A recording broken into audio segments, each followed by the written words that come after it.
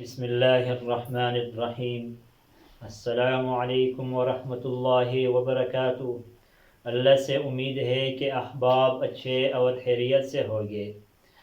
ہم نے بیماریوں کے نام شروع کیے تھے، بعض نام پڑھ لیے، آج مزید پڑھیں گے۔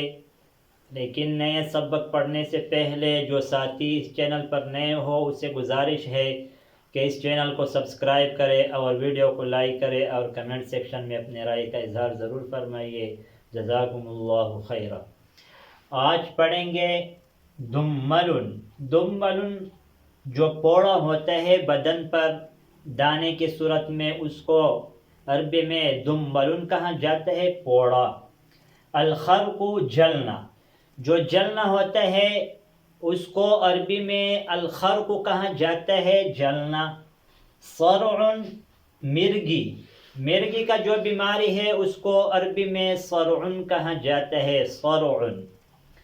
مرض عقلی، دماغی بیماری، جو دماغی بیماری ہوتا ہے اس کو عربی میں مرض عقلی کہا جاتا ہے۔ حصب، گرمی دانے، گرمی میں جو چھوٹے چھوٹے سرخ دانے ہوتے ہیں اس کو عربی میں حصب کہا جاتا ہے۔ رجفت، رعشت، یہ دونوں لفظ کپ کپی کی بیماری کے لیے استعمال ہوتے ہیں۔ رجفت بھی کپ کپی کی بیماری کو کہا جاتا ہے اور رعشت بھی کپ کپی کی بیماری کو کہا جاتا ہے۔ تسوس الاسنان، یہاں پر تسوس الاسنان کا معنی ہے دانتوں میں کیڑے لگنا۔ دانتوں میں جو کیڑے لگنا ہے، جو کیڑے لگتا ہے اس کو عربی میں تسوس الاسنان کہا جاتا ہے۔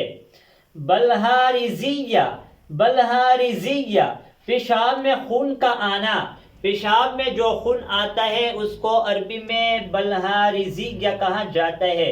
سلس البول، پیشاب کے قطروں کی بیماری، پیشاب کی قطروں کی بیماری کے لیے عربی میں سلس البول یا سلس البول دونوں لفظ استعمال کیے جاتے ہیں۔ سلس البول یا سلس البول دونوں الفاظ پیشاب کی قطروں کی بیماری کے لیے استعمال ہوتے ہیں۔